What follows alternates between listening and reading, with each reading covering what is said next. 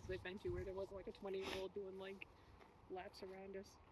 Oh yeah, yeah, yeah. I'll be 42 in a couple weeks, so Ooh, I you're getting old. You're just a I know, baby. I know, I know. If his shoes I are 22. remember when I turned My shoes 42. are 42. I got underwear older than you. That's Just perfect. saying. That's Called you know it's funny.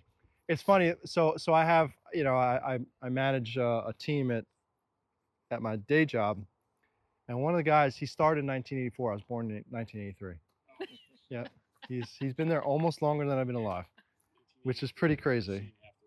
Yeah. All right. So I figure we'll start off this afternoon.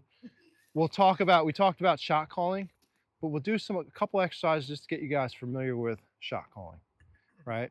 And then after that, what I would like to do is I would like to start working on a form of randomized training where we're constantly changing up the orders that we're doing stuff.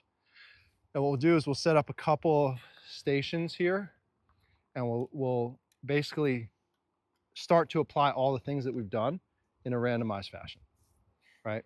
Randomized training, that's something that I've really done a lot of over the past 6 months or so.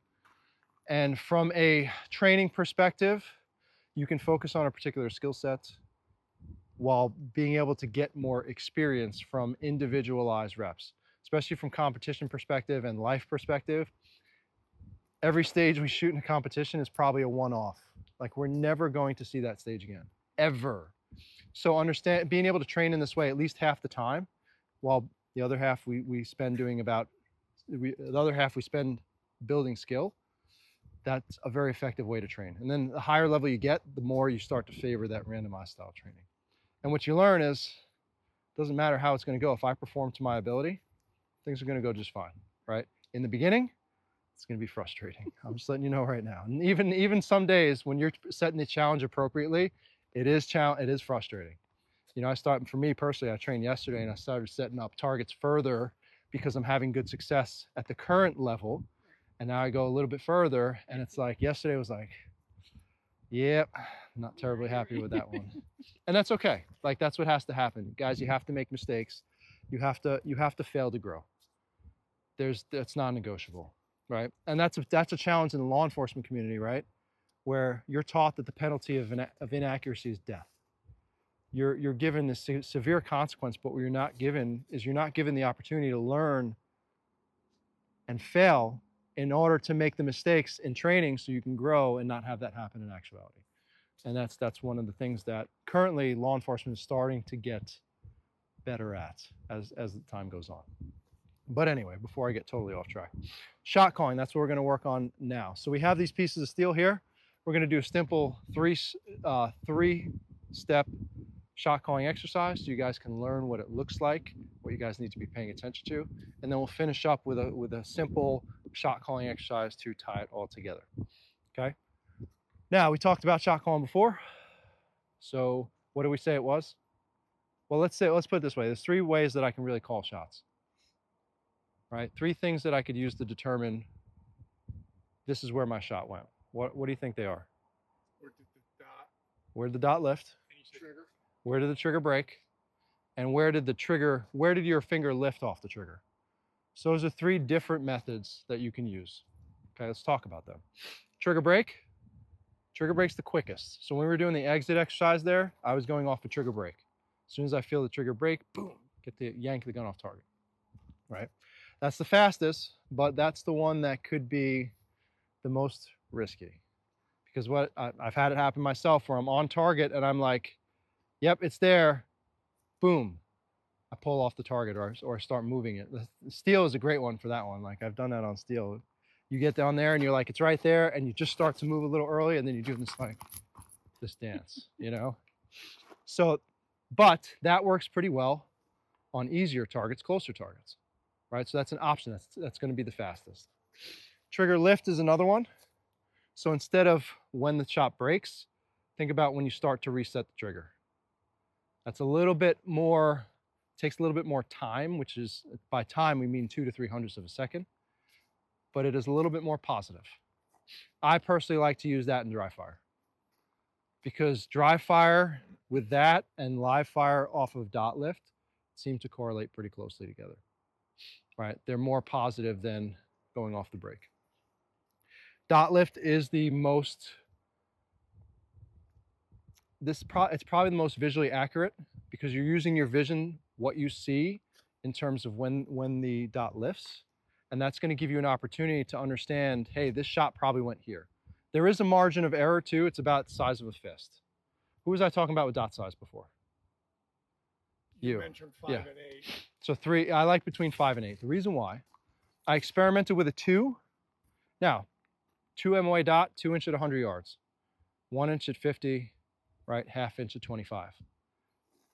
If I'm shooting a target and I have this amount of group size, right? And that dot is by the edge of the target, I found, for me personally, just in experience, that doesn't cover enough. Sometimes if I'm shooting and the dot lifts off like close to the edge, sometimes it's fine, sometimes it's not. It falls outside the window of my ability to call shots. So a 5 MOA or an 8 MOA, it gives you a little bit more of a guide rail system. It's just big enough that more of your shots fall in versus the other way around. That's just my personal preference. They make a bunch of different dot sizes. That's something to play around with for you. I find you get above 8, I ran a 10, and you're shooting like an A zone like that, and you're 15 yards away, it covers up a good bit of that, so you don't have much wiggle room. It almost ends up slowing you down in those cases, at least from my experience. Are you saying that the bigger dot, you're forced to put it in that A zone? Guardrails. Think of it as guardrails. Yeah. Right? You have a little bit bigger guardrail to give you some room for error. So you wouldn't press the trigger if like most of that bigger dot If it's falling is outside. outside, but with the smaller dot, even if I'm inside but I'm right at the line, that could be in or out. There's a chance that it could fall outside of what you saw, right? Gotcha. Because the dot itself, the space it takes up on the target is a little bit too small. Got it. My opinion, just, I remember I was running a 2 MOA and I would call shots close to the line and it would be just on the other side of that. When I used the 5 MOA, I found that didn't happen. Because even if you got close to the line, it was enough to make up for that room for error. From my experience, again. Because you were forced to have that bigger dot. You had a bigger guardrail to give you some room for error. Yeah. That's my thing. So 5 to 8 is my personal preference. So talking about calling shots here, some things to think about. Whenever the dot lifts,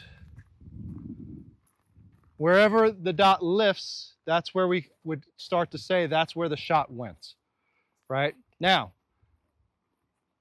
we can't have the gun perfectly stable either, right? So expecting this gun to wobble around a little bit. We have this moving around and we see it lift like this. What kind of shot will we call there? What do we think it was? Alpha, Charlie, Delta. Alpha, right? Everybody agree? Okay. Moving around, right? Now, we think it's good here, but as we press the trigger, we see something like this. Where did that shot go? Charlie. Good. Right? Thing to think about in dry fire especially, okay? Dry fire especially. The dry fire rules, okay? Edge hits always score lower. Okay, we understand that. So an alpha becomes a Charlie Charlie line becomes a Delta, Delta line becomes a miss. Any sort of partial, if you're touching the edge of that partial, that's the partial. You're hitting the penalty. Make sense?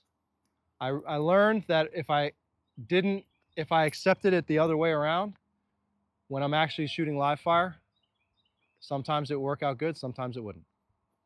So I always default to the lower score. Makes it simple. There's what we call a paintbrush effect when it comes to the movement of the dot. So again, we're moving it around. If this dot moves around anywhere outside of the acceptable aiming areas, let's say alphas and charlies for now, right? You have to assume the lowest value of that score. So if you have something like this, and as you're pressing the trigger, it does this in dry fire, you have to assume it could be a Delta. Now, it may not be. In that case, you're happy, right, in live fire. But for the purposes of training, you have to assume that it is the lowest score. That's going to help you guys, right? Any questions on that? Just little things I found out. So let's do this little shot calling exercise. We'll go back to 10-yard line here. It's really simple, but the idea is I want you guys to understand and be able to pinpoint when the dot lifts up. 3 parts. First part is we're going to be shooting on steel. Second part is we're going to be shooting off of steel purposefully. Third part is we're going to go off and then on. Okay, so let's show it here. The intention is you're paying attention to the second, the instant the dot starts to move up, either on the target or in the dirt. Questions? It's really such a simple exercise. It's a good thing to start after we're all full and kind of falling behind. This is great. Okay, here we go. Whoop. Need a little bit of a less full mag in that one. Simple. First part, on. Just aim on target, and you're going to fire a couple shots with the intention of seeing the dot start to move through the steel. Okay? It's going to look like I'm just shooting. It's nothing crazy, right? So I'm aiming here.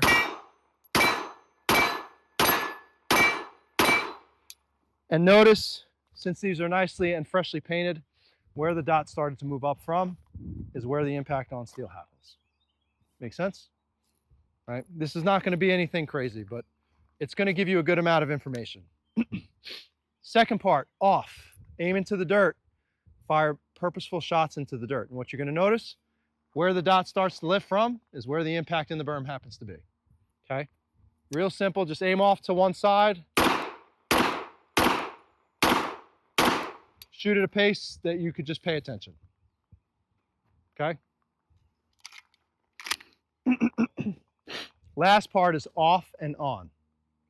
So we start in the dirt, fire into the dirt, bring the gun onto steel, fire on the steel. Okay?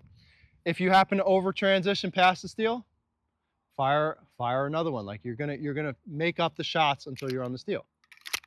Okay? So that just basically goes like this. Aim off.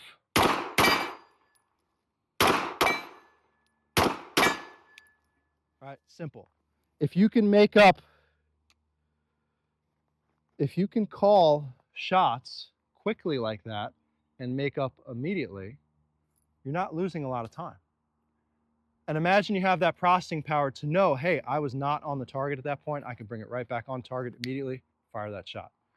How many of you guys have shot a target and you had to come back to it?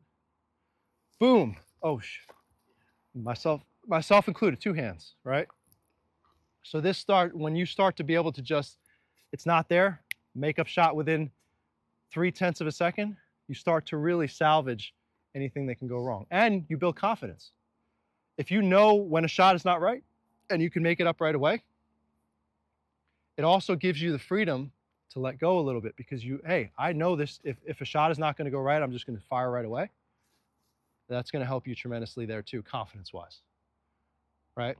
It's also going to help you have less of those misses where you're like, I didn't see that one, right? How many have done that?